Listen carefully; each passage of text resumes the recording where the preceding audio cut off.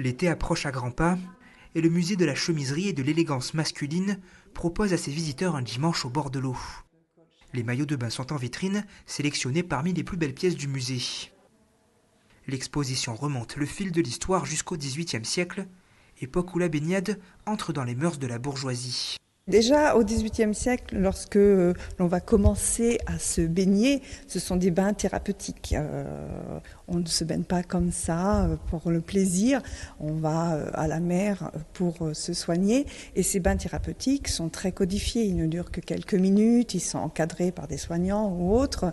Et surtout, on ne montre pas son corps. Le corps est totalement caché. Il n'existe pas non plus de costume de bain au XVIIIe siècle. Les femmes vont se baigner en tenue, en jupon, jupe et corsage, et les hommes vont en caleçon, chemise, ou en tout cas, le corps est complètement caché. Et c'est vraiment à partir des années 20 où le costume se modifie pour l'homme, pour la femme. D'abord, à partir de cette époque-là, le bronzage devient un peu à la mode, il faut être hâlé, donc le corps se dévoile de plus en plus. Et le maillot va évoluer aussi grâce aux innovations technologiques au niveau des fibres. Des premiers costumes de bain aux canotiers, en passant par les tenues d'été portées pour flâner, la mode se fait comme souvent le reflet des bouleversements sociétaux. À partir des années 50, c'est toute la France qui passe du bon temps au bord de mer. C'est à la même époque que le lac d'Aiguzon devient un lieu de villégiature privilégié des Indriens.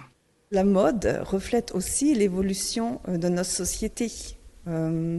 Et pourquoi, effectivement, on va avoir une baignade de masse qui va se développer, c'est parce qu'on a des congés payés qui vont se mettre en place au moment du Front populaire, que le niveau de vie augmente aussi après la Seconde Guerre mondiale.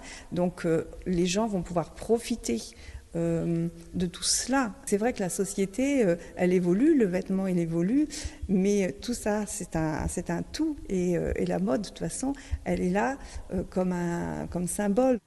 L'exposition Un dimanche au bord de l'eau est visible à Argentan-sur-Creuse jusqu'au 17 décembre.